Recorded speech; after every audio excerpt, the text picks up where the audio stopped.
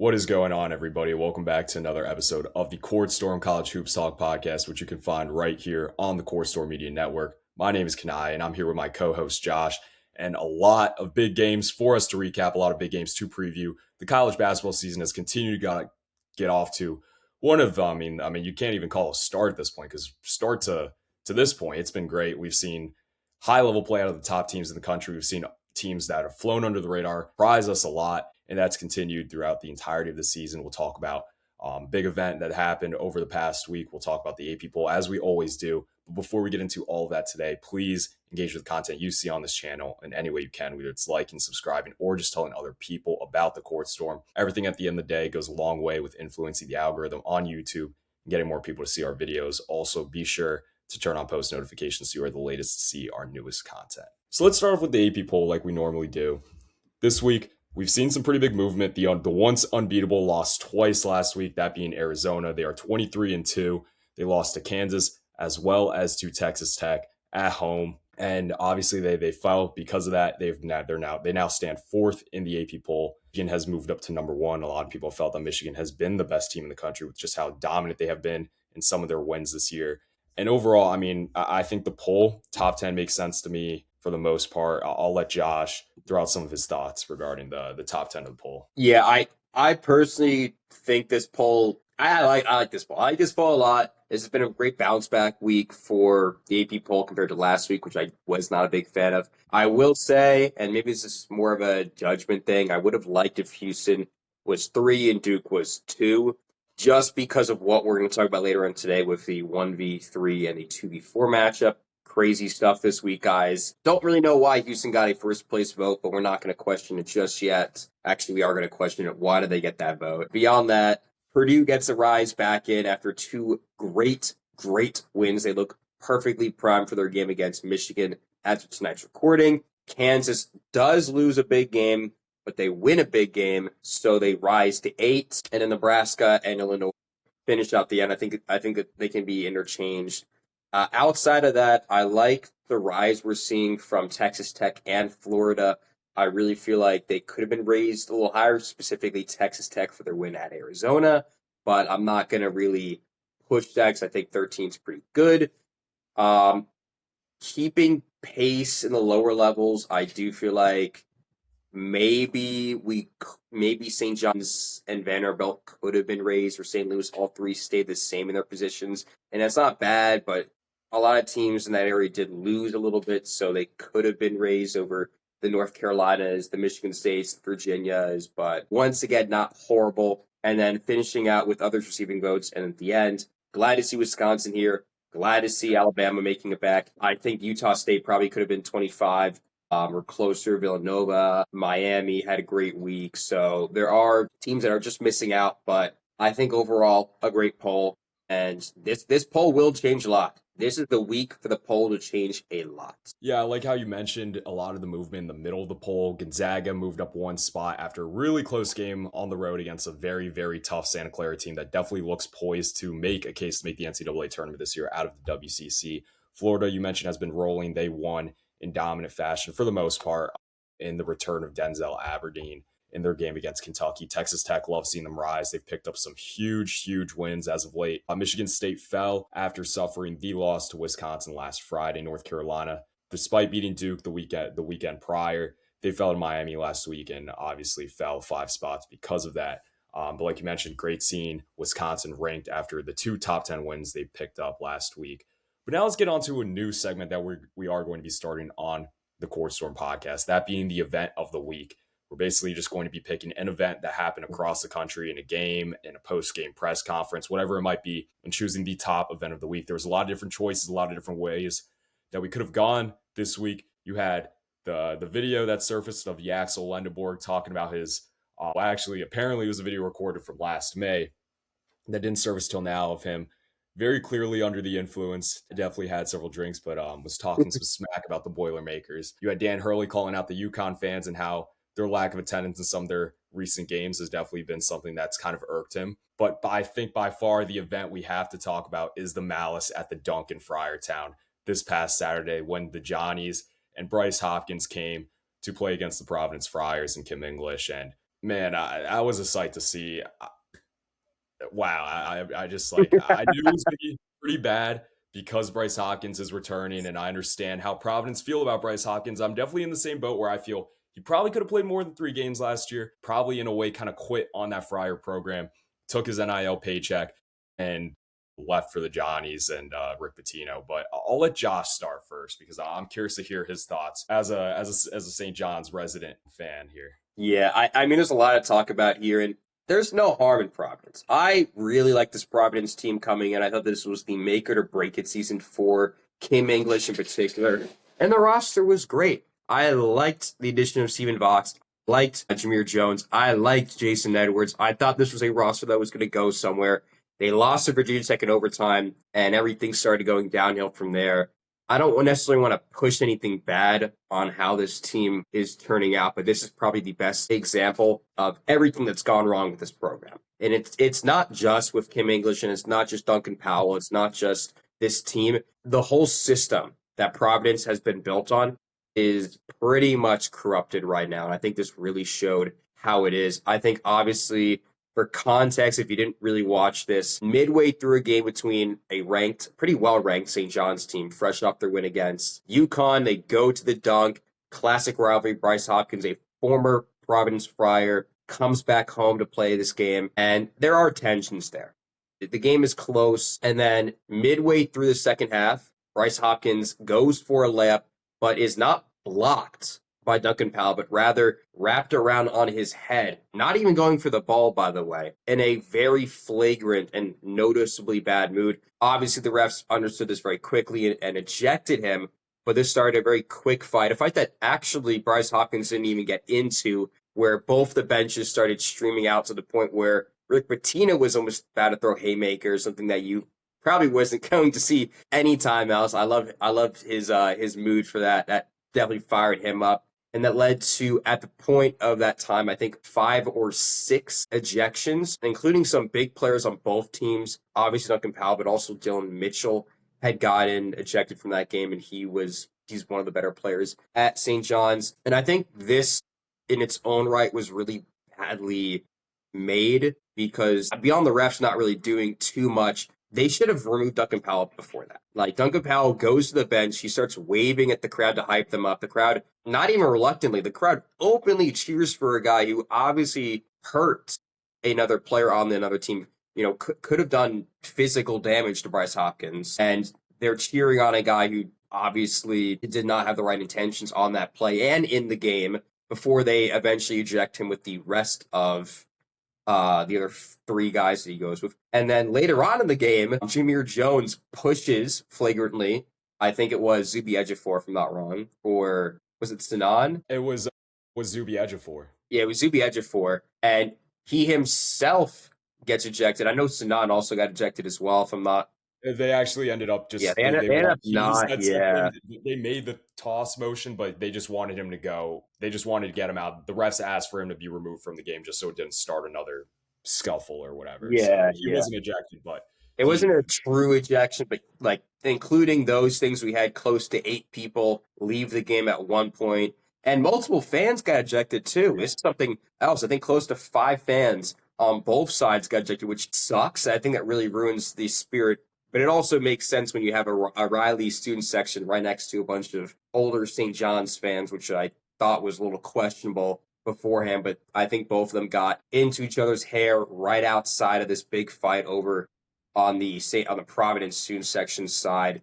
I think this is a complete mess on Providence's behalf. And it sucks, too, because this is the game that is going to fire Kim English. This is Kim English's worst performance. This is the last thing that Providence fans will remember him by. It's him talking to Jameer Jones, trying to pull him away. And then as he leaves, as he gets ejected, he puts his head over his face in the most regrettable fashion, too, knowing he himself knows his program is screwed and his days are done in Friartown. And I think this is it's just a really unfortunate thing to see because Kim English doesn't deserve this. And Providence themselves doesn't deserve this. It's a great fan base. This makes not just the Big East better, but this makes all of college basketball better. And when you have a fan base that's cheering on Duncan Powell in the middle of the game, I think it's bad. I think it's very rude to see fans that just don't understand what's going on. And maybe that's just because Providence has been good in a while, but at the same time, I just don't think it's right to, leave them off because Yeah. it's a problem. There's rot in the system, and hopefully it goes away after this year when we see a big program change. But I really feel like this is a breaking point for one of the better programs, not just in the Big East, but in the country. I'm glad Duncan Powell got dropped for 3 games. I honestly hope one of the last things that we can see out of Kim English is him just leaving him out of the program because I just don't think Duncan Powell deserves to play anymore. I Yeah. don't think he deserves to play. I think that was just too much of a move. And I think it really shows to Providence fans themselves that they just shouldn't be supporting this team in any right. And they shouldn't just, there's nothing to celebrate. There's just nothing to celebrate where this program is. It's just so laughably bad and just don't get it. I just don't get it. And for the St. John's take, I'm glad we're not like, we didn't throw ourselves into there as well and made it a whole big deal. It does suck. It is a little bit concerning that we're going to have this type of rivalry and hopefully we don't play each other in the Big East tournament because that might throw a nail into something else, especially if Duncan Powell is on the court again. But overall, I just feel like this just shouldn't have happened. That is just my whole big rant. I want to hear what you're going to say. There's so many different directions I could go with this. I guess I'll start with, for one, I think it's a complete embarrassment from the Providence perspective. I mean, it goes to show what the culture is in Friartown right now, where, again, you mentioned one of the best programs in the Big East, and honestly, one of the best fan bases, one of the best college basketball programs in the entire history of the sport, really. And I understand the Providence fans, they're incredible. They're one of the most, I guess if I could compare them to a professional fan base, I would probably compare them to the Philadelphia Eagles fan base. Oh yeah, But that's a good one. but I mean, again, it shows what the culture is right now. You're 15 and, or excuse me, 11 and 15 right now, if I'm not mistaken. You're not going to make the NCAA tournament. Your last good season was when you won the Big East regular season 2022 in Ed Cooley's final year in Friartown.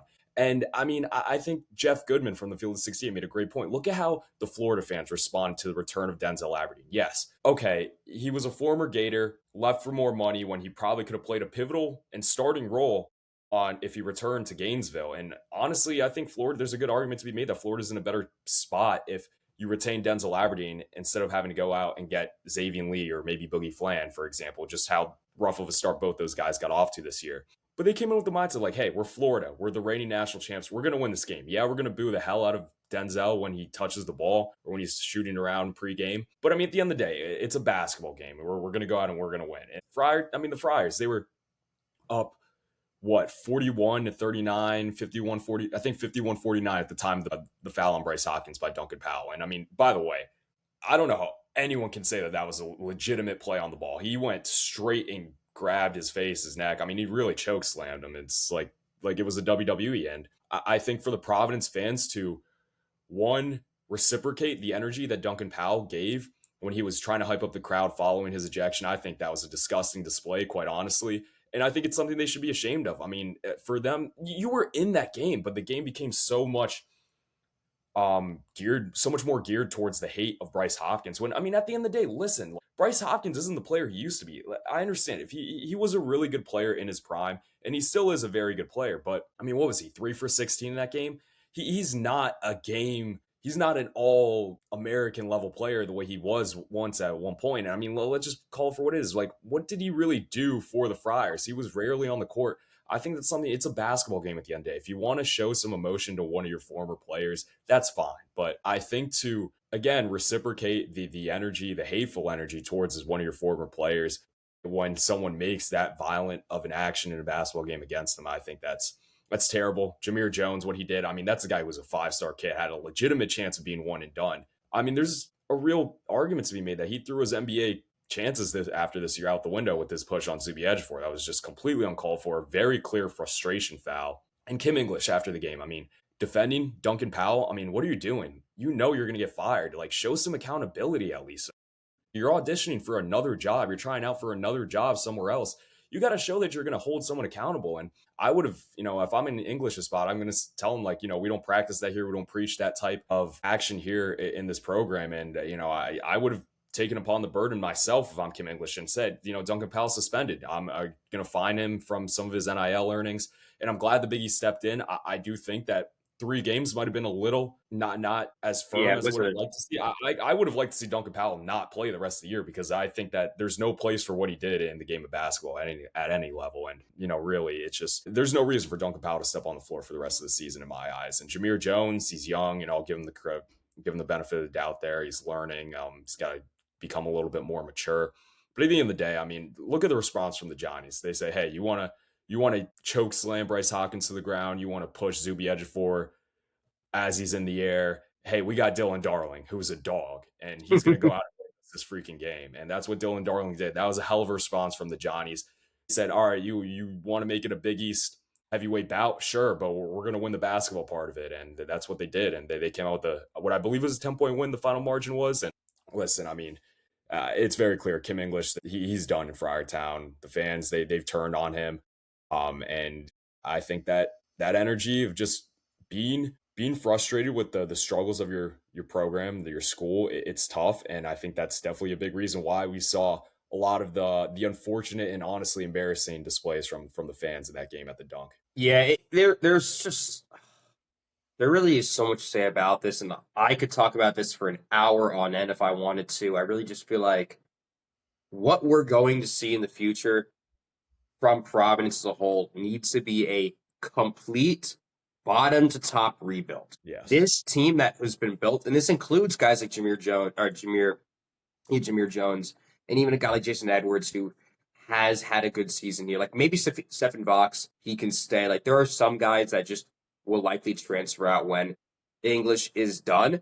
But I just don't feel like it's right to put this team on any level in the Big East, because they have been one of the biggest disappointments, not just in the conference, but in the entire country. And maybe this is a wake-up call for them as a fan base and as a team. It's definitely going to impact the Big East as a whole. This is just not a good sign. I will say this for Kim English. Hopefully he goes on like a Will Wade arc, where he gets bumped down. Maybe he goes to like a local mid-major program like a Central Connecticut State, like some nearby MAC, NEC, something like that, turns them into a McNeese State, and 5 years down the line, he's coaching at another high-level program, because I feel like this is not the end of the story for Kim English. He was just in a bad spot at a bad time. He just didn't manage his team well, and he just didn't understand how to process the game the way he should have. It sucks. His career is a bit of a shame,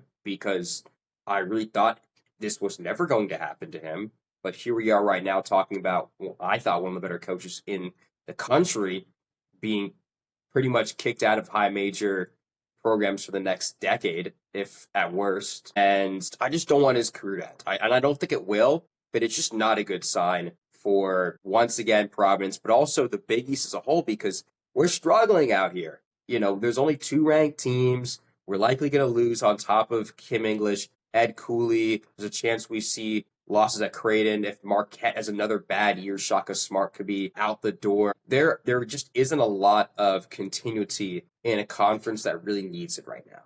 And it just shows. Yeah, I definitely agree with the points you made. I'm a big Kim English guy. It's just very clear the experiment in Friartown has not gone the way the AD at Providence has thought it was going to. But let's get on to some more positive things to talk about here. Let's get into some recaps. Last Tuesday, we had the Purdue Boilermakers taking down Nebraska on the road, one of their biggest wins of the season. Definitely got really interesting towards the end of regulation and in overtime. I'll let Josh, I'll turn it to you first. What do you have to take away about your Boilers following that game? I think there's really a lot to talk about with particularly this win, and almost more importantly, Nebraska's loss, because the skid Nebraska has started to go on is looking very concerning. This is a team that really could have gotten a 1 seed if they had made 1-3 in the second half against Michigan. And here we are right now. They've lost at home twice in that span, and will likely lose another game, possibly on the road at Iowa tonight. I think they go to USC, UCLA. Like, the schedule's not done for them. They still have to play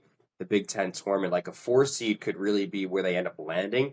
And that concerns me for how they're going to go ahead, because obviously this team is not just destined to win a game. This team is destined to try and win as many games as possible and make a national title. I don't know if they can do that anymore. And I think that, yes, they probably could have and should have won that game if maybe they mopped the floors better. I don't really know. But you're down 20 at home. Regardless of how the game ends up going, if you're down 20 at home to a team ranked worse than you, that's not a good sign. And for Purdue's purpose, obviously this is the turnaround they needed. And then blowing out Iowa on the road is another great sign. Leads them to a really good point to their upcoming matchup with Michigan. But I do feel concerned about where this team goes in closing out games. They've had this issue in the past. I think the UCLA game, I think it's a really big example of this.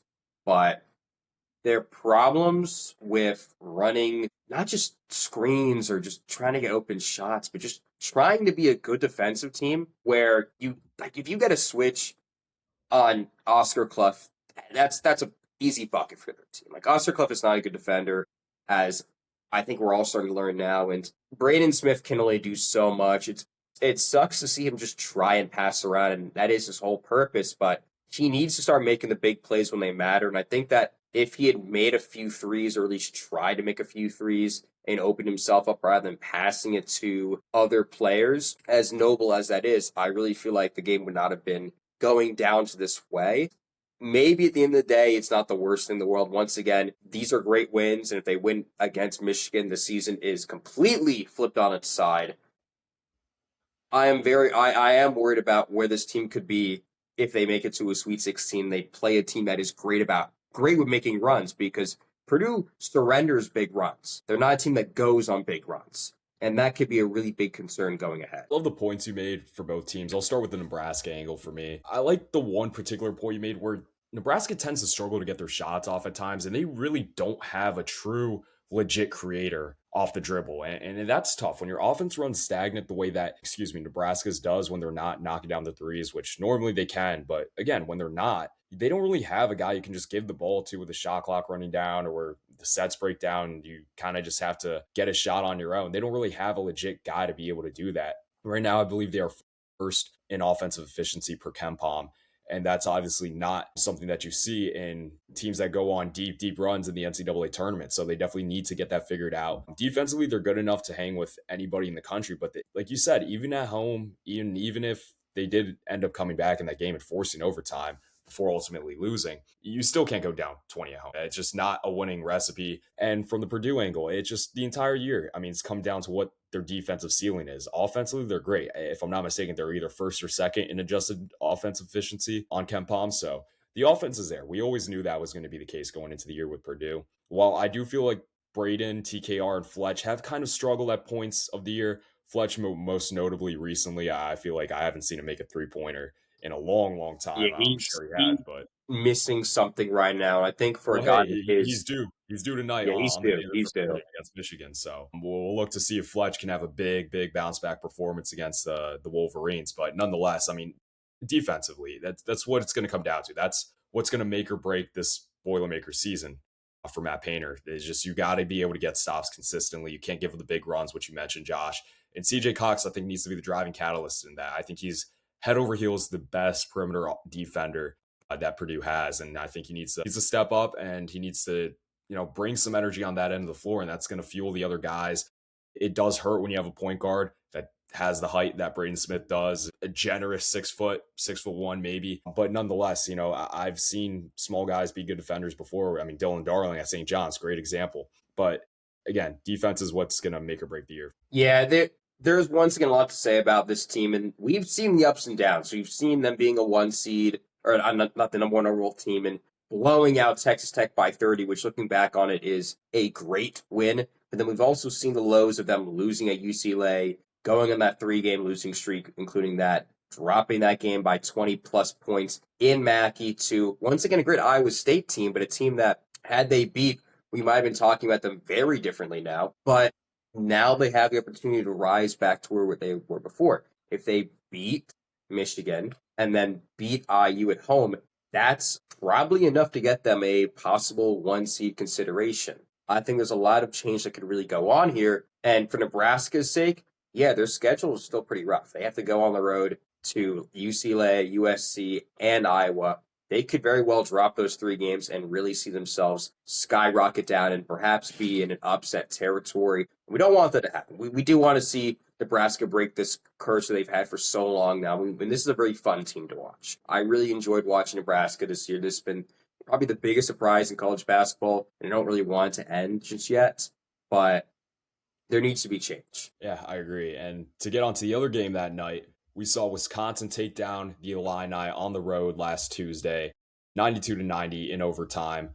Huge win for Wisconsin. That was their first top 10 win of the week before they beat Michigan State at home. But hey, I mean, it all comes down to Nick Boyd and John Blackwell. I mean, I think they combined for nearly 50 points altogether. I loved what they got out of Austin Rapp as well. And hey, I mean, this Wisconsin team, Josh made up a great comparison he made between this Wisconsin team and the 2014 Kentucky team that made the national championship game. I love that comparison, and I'm here for it, man. I love the dynamic scoring duo they have between Blackwell and Bird. Bird, I loved at SDSU, loved him at FAU, helped them get to it, Final Four there. Blackwell has stuck it out with the Badgers for what I believe 4 years now. And I mean, this is a team that no one wants to see in March. I don't care what their seed is. I do not care what seed you are. You do not want to run into the Badgers in March because they are so dangerous. And when it comes to Illinois, I understand they were down Andrei Stojakovic in this game, but they need more bench production. I mean, you only had 6 guys log any, significant minutes whatsoever. And I just think that while Keaton Wagler has done his normal performance, he had one of his normal performances that we gotten used to, that you almost don't even bat an eye when you see 34 and 7 on the box score. But I think you need more from other guys on this team. It really has felt more or less like the Keaton Wagler show. And I think you need more guys to be present. I understand Andre didn't play this game, but I think Andre's honestly been kind of cold as of late. I would have liked to see more out of David Merkovich for as hot of a start to the season he got off to. I feel like he's kind of been stagnant as of late. You did have a big game out of Tomislav, but nonetheless, I mean, it's still not enough. And this is a Wisconsin team that doesn't have a lot of size, and I think you could have punished them down low. I think you could have looked to, while he did have a big game, you could have looked to get the ball into Tomislav or, obviously his brother Zvonimir. Zvonimir only had, I think, 4 points, maybe 5 in this game. So I think from the Illinois angle, you need to look to punish the teams in the interior when you're going to be able to. And I think Wisconsin is definitely a team that they could have, but ultimately weren't. Yeah, there's once again so much to say about Wisconsin and I guess Illinois too, which have been 2 very up and down teams. I think Illinois had an opportunity there if they didn't lose that game to win the Big Ten, especially considering they have not played Michigan just yet, and they play that game at home later on in the month. But for Wisconsin's sake, I think things really could have been. They can't be any worse. And things are just going great. They have the 2 best wins in the Big Ten, and I think some of the best wins in the country. They have the only win against Michigan, and I think the only, other than Nebraska, the only home win or home loss for Illinois at least. And they have something going. They also blew out Michigan State at home. I think or later on in the week, and they got ranked this week. They can probably get a 7, maybe 6 seed if they really keep it going. The rest of their schedule isn't bad. They do go to Ohio State tonight, so that could be another huge test for them. But they're racking up quad 1 games very quickly and very efficiently. I like this John Blackwell, Nick Boyd mixture. I like Austin Rapp. I like Norland Winters. I feel like they have great guard play. They're not tall, so I think that could concern them at time. But yeah, this is a darling. This is a March Madness darling team that I have never seen before with my own eyes. I think maybe the closest examples are, that Kentucky team, but also that South Carolina team that made, I think it was a Final Four back in like 2018, 2017. Like this is a team that can really fudge the numbers. And yeah, they can beat a 1 seed. They really could, because they've already beaten possibly 2 1 seeds. Right. And that's just incredible to say out loud. And yeah, I hope we see that happen too. They have 3 top 10 wins this year between Illinois, Michigan State last Friday, which they routed, by the way, at home, and Michigan earlier in the year, which is still Michigan's lone loss this season. But let's get on to this past Saturday. Kansas lost on the road to Iowa State. Iowa State obviously needed a big bounce back performances following their loss on the road to TCU. Really, the big takeaway from the game, Milan Momcilovic shot freaking cover off the ball. He is the leading 3-point shooter in the country this year. So good to see ISU get back on track. More to touch on them coming up. But I think the big game we want to talk about for this past Saturday is Texas Tech going on the road to Arizona, who was coming off their loss at Fog Allen Fieldhouse, come in and they beat them in overtime, 78-75. Texas Tech, I mean, just what you got out of JT Toppin, that's a National Player of the Year performance there. I think he legitimately has entered himself. I still think Boozer has a lead. Still, I would call it a fair margin, but nonetheless, I think JT Toppin is head over heels. This is the second in the race. Yeah, there once again, so much to say about where both teams are going to go, because Arizona looked great. They were undefeated. They were the best team in Big 12 history to that level. And then they now lost 2 in a row, including 1 at home against probably the streakiest team in the top 25. Actually, probably the top 15, because we might put Wisconsin in that category now. They're ranked. But Texas Tech has had some of the best wins. They have a win against Duke and a win against Arizona. That might be the 2 best teams in the country, and both of those came out of the neutral or floor of their own of the away court, and they were both comeback wins. This team just does magical things because JT Toppin and Christian Anderson lock in, and then any mixture, Jalen Petty, Donovan Atwell, Luke Bamboy, Donovan. I said Donovan. I'm blanking right now. Who's the other guy I'm thinking about? You said Atwell, Watts already. Watts, yeah, Lawan Watts. Which Lawan Watts and Donovan Atwell have really been blowing up recently. They've had great experiences, but also in the past, we've seen 20-point games from Jalen Petty. We've seen great performances from just a bunch of other random guys in this team that otherwise were not really showing themselves. And I think it means so much for a team that will likely get a 3 or 4 seed and will honestly have a great shot at making a Final Four, because they'll blow through the 6 seed or whatever, they'll blow through the 2 seed, and then they'll play likely a 1 seed, and that 1 seed could be in Arizona, it could be a Duke, it could be a Michigan, and I really feel like on a neutral floor, anything could happen for Texas Tech if they hit the right buttons. And once again, I don't really know. They really have the chance to win and lose almost everywhere. And I think that's such a wild card that I'd love to see. For Arizona's sake, they're still a 1 seed. They don't have the number 1 overall, but they can probably win it back if they beat Arizona and Michigan loses at Duke this Saturday. But otherwise, I think there is a bit of a concern with Arizona. And it's not against their schedule. Their non-conference was great. They still have some of the best wins, which, looking back on it, those wins are still great wins and probably even better than when we originally saw them, particularly the Florida one. But if you're going to ask me right now, I just don't know what to think about Arizona, because they have this weird, I don't even know, because they haven't played anybody, but they've also played everybody, and they just haven't played everybody in conference yet. If you've seen the rest of their schedule, beside Baylor and I think Colorado, everything else is ranked. They play Houston, Iowa State, Kansas again. I think Texas Tech again. Not Texas Tech again, actually. I think they play Iowa State twice in that time as well. Yeah. They have a lot of work cut up for them, and they can't afford to slip here. They can't afford to lose games that they should be winning, especially like this Texas Tech at home game, because when you're losing to a bunch of ranked teams minus BYU, I guess, which I don't know how long they're going to be even ranked for, then you're really talking, because that leaves a lot of concern. That leaves a lot of concern if you can't win the games in the best conference right now. Because if you want to win a national championship, you probably should be coming from the Big 12. You probably should be beating or being capable of beating a Houston, being capable of being an Iowa State, being capable of being a Texas Tech. And I don't know if Arizona State can do. I don't know if they can do that right now. I don't know if they can win those games because they haven't shown it just now. They just haven't. Right. I mean, listen, Arizona's Big 12 schedule is very, very, very back heavy, and we're starting to see the consequences of that now. They honestly haven't been challenged all too much in Big 12 play, and that's fine. But again, you were wondering, are they going to be able to get up for the bigger games towards the back end of their schedule, that which we're now seeing? And they've lost 2 games now, one on the road at Fog Allen, which you kind of just chalk up as Kansas doesn't lose on Big Monday at Fog Allen, so it is what it is.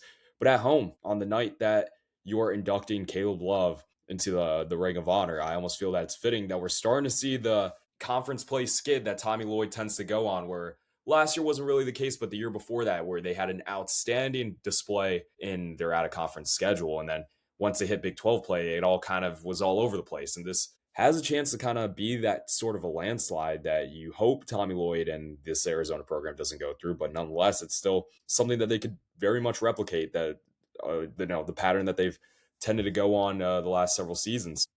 Again, I think that Arizona fundamentally, what they're doing isn't changing, and they've lost both these games by very small margins. Nonetheless, I just think that when you have two freshmen who lead the team in scoring, I feel like it puts you in a tough position, because if we're talking about big picture things, when's the last time a national champion has had a freshman as their leading scorer? Braden Burris leads Arizona in scoring this year. He's been outstanding. He's been shooting the cover off the ball. But nonetheless, I think you want to look to get more out of Jaden Bradley. I feel like Jaden Bradley struggled in honestly both these games for overall. And I think that while he's been able to make the big shots for most of the season, we've seen 2 games now where he hasn't been able to, and especially at Fog Allen, especially towards the end of regulation against Texas Tech. And of course, he had the prayer heave at the end of the OT period. And I understand Cole Pete was hurt. He only played 11 minutes, maybe even less in this game. And that's definitely a big factor as to probably why Arizona didn't win,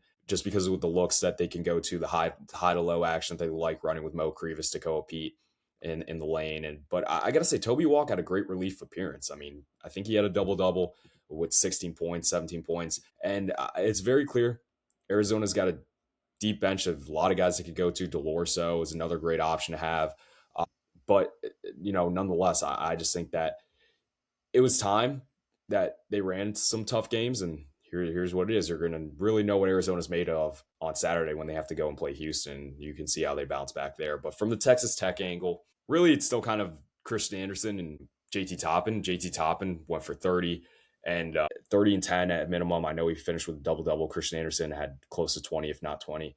And still, I like how you got the big shots that Donovan Atwell was able to hit, especially at the end of the game, to force overtime in the first place. But still, I think that you need more consistency out of both him, Lawan Watts, Jalen Petty. You can't just be one of these guys showing up on any given game night combined with the 50 you're getting between Christian Anderson and JT Toppin. It needs to be every single game, night in, night out, that you're getting Lawan Watts, Atwell, Petty, all playing well, Bamboye, like you mentioned earlier. They need that. I mean, if they get this consistent play out of those guys that I just named off, they're a legit Final Four national championship contender. But the fact of the matter is they haven't gotten that. And it's been more or less the Christian Anderson, JT Toppin show. And until that changes, yes, very, very hot team, very, very dangerous team that I do not want to face in March. But still, if we're talking big picture for Texas Tech, they're probably not going to win the Natty this year, because it's not a guarantee that you're going to be getting the supporting performances from the other guys not named Christian Anderson and JT Toppin. Yeah, there really is a lot to say about, once again, both teams and how we're going to view them. Because once again, both could make a Final Four, but also both could be done before the second weekend. I think Arizona could lose to Wisconsin, but I also feel like a Texas Tech could lose to a possible 6 seed, that like a UNC with a Caleb Wilson, like, for example. Like, I really feel like they're so volatile that they can run into so many bad scenarios where they're just incapable of doing the right thing. And maybe that's a sign, and maybe that goes away, because once again, they have the opportunity to pull a Duke, pull a win against Arizona. Like, they can win and lose to any team at any given moment. And I think that's something you got to remember when you see this team play for the rest of the season, because it's going to matter. And the Big 12 tournament is coming, and I really wonder how they're going to play on a neutral field with a lot of these other highly ranked Big 12 teams, because they could really run house and wing the Big 12. And now we're not talking about a 3 seed, we're talking about a 2 seed. And that's where things get very interesting. Well, let's get on to the last game that we want to recap today, that being last night's game where the Cougars went to go visit Hilton Coliseum, or Hilton Arena. I forget the official name that the venue Iowa State plays in. But nonetheless, Iowa State takes home a big-time comeback win, huge second-half comeback, where they win 70-67. You got huge performances out of several guys, specifically Nate Heisey. I mean, Nate Heisey, I think, was the catalyst in this game. And TJ Otzelberger's talked about him as being one of the wild cards on this team. And just what you got out of him in this game, being able to come off the bench, log 27 minutes, and play as well as he did. Really, it's incredible. I honestly was a little eye-opening to seeing how much deeper Iowa State might be compared to where I thought their depth was going to be going into the year. And hey, I mean, overall, I just felt Iowa State had a really strong all-around game, and it was really impressive seeing them to come back where when Houston went up, what was it, 10, 13 points? I forget off the top of my head exactly how big of a lead they were able to get out to in the second half. I thought it was done. Kingston Flemings was rolling. Emmanuel Sharp was hot. Silas Uzan had good minutes where he was able to knock down some threes. And I felt that Sinak had a much stronger second half than his first. And overall, I mean, I just think that eventually the offense kind of ran stagnant. That's a little bit of a concern, as it is always with Houston. And Iowa State was kind of able to take advantage of the offensive faults that Houston had to endure. And I just think that a big part of that was just them being able to get up and down the floor. They got some huge hustle plays from Tamin Lipsey, specifically the one at the end of the game where he's able to tip it out to another Iowa State player when Houston was shooting free throws. And I was worried for ISU because they were missing their free throws towards the end of the game. And I was like, man, they're going to blow this thing at the line. But they stayed even keeled, and they were able to pull this one out. Hilton Magic was on full display last night because that atmosphere was rocking. Yeah, there's so much once again to say about how good Iowa State is this year. I had a feeling they would win this game just because you're playing at home, you're having back-to-back top 10 ranked teams coming to your location, and you blew out the last one in a revenge match. You gave Darren Peterson his worst game. He scored 10 points, he shot horribly, it just was not a good look. And then you turn around and you say, let's do the exact same thing to Houston. And obviously, it doesn't work in the exact same way because Houston is a lot better than Kansas on the road, in my opinion. But, for a while, it did look like Houston had control. They didn't start off that well, but that second half where they went up what was eventually 10 points, actually, and when Iowa State was missing free throws, which, by the way, worst free throw percentage in the Big 12. They shoot 67% from the free throw line. Keep that in mind in March because free throws matter 10 million times more in March, and they got away with it. Yeah, great to the bench. I think this Iowa State bench is the best one Otzenberger has ever had because you're talking about Nate Heiss having a game-winning three when it's not Joshua Jefferson, Milan Momcilovic, Tamin Lipsey, three guys that I didn't really feel like had crazy games, particularly Milan. Didn't really do too much, but Jefferson was great. Tamin Lipsey with that last-minute grab for the free throw to pretty much ice the game at that point. I think that really mattered in the long run. And, him, Nate Heiss, Blake Buchanan, Killian Torrey, Jamarian Bateman, this bench is very deep. It's very strong. And Otzenberger has probably his best team for a while. They could really get a 1 seed off of a game just like this. They have a shot at winning the Big 12 still now that Arizona and Houston both have 2 losses. And if they stop the skid, win a game at Arizona, or win against Arizona, I think it's at Arizona, then we're really talking. And then for Houston's sake, this sucks. I kind of felt like it was going to happen. They played honestly better than I thought. And I don't know what you're talking about, but Kingston Flemings might be a top 3 pick. He really might be a top 3 guy right now. He really could win Big 12 Player of the Year over the likes of DeBancer right now. He is putting Houston on his back as a freshman, the most unexpected rise in the Big 12 for any player, in my opinion. He is playing to the lights, and I'm really glad that I'm seeing Miles Uzen and Emmanuel Sharp playing to the level they were last year, especially Sharp. He is hitting his threes the way I expected him to. I know he didn't start the year off that great, but as we've said multiple times, the Houston that you saw in November, December, January, all of non-conference play is not the same Houston. This Houston team would not have lost to Tennessee. Probably, I don't know if they would have lost to Texas Tech. And Iowa State is just that good. They're going to probably beat this Arizona team on Saturday and reclaim a possible 1 seed. There is a lot to go off of, and I'm not annoyed with this result for Houston. This is a great result. By no means is this a bad loss for Houston. I thought they honestly played a really good game. The way they handled facing a big deficit early where Iowa State just seemed like they couldn't miss within the first 5 minutes of the game, they were able to come back and take that double-digit lead at one point in the second half, Obviously, they struggled to kind of find their shots in the set as the game went down to the wire, but nonetheless, I mean, it's not a bad loss. It's on the road against another top 10 team in the nation, and they got a big chance for redemption upcoming this Saturday at the Fertitta Center against Arizona, which I'm also picking them to win. I'm siding with you there. But yeah, I mean, really just comes down to I think you need to get more out of guys not named Kingston Flemings and Manuel Sharp. Manuel Sharp, I will say, did get kind of quiet in the second half with how hot of a start he got off to towards the end of the first and the early stages of the second.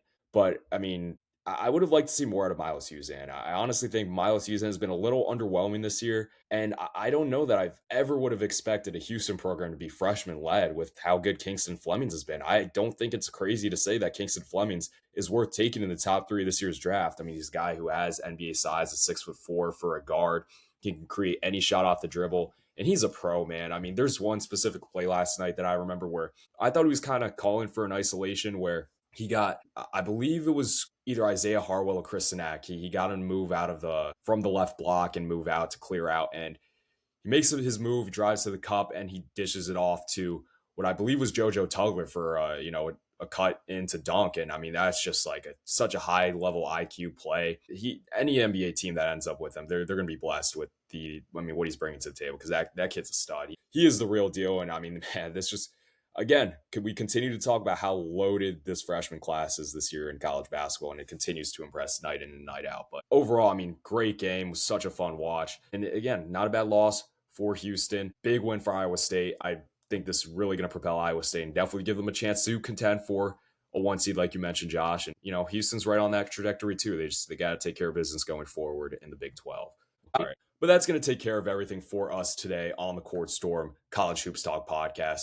Definitely be on the lookout for a preview coming out later this week for the Michigan Duke and Arizona Houston games that we briefly mentioned in this episode today. That will be out to you guys hopefully either tomorrow or on Friday. But nonetheless, these games have been insane. They're going to continue to be insane. I'm here for it. Josh is here for it. We're so excited for the tournament because this legitimately has a chance to be one of the greatest ones we've ever seen. But until the next episode, we'll see you all next time.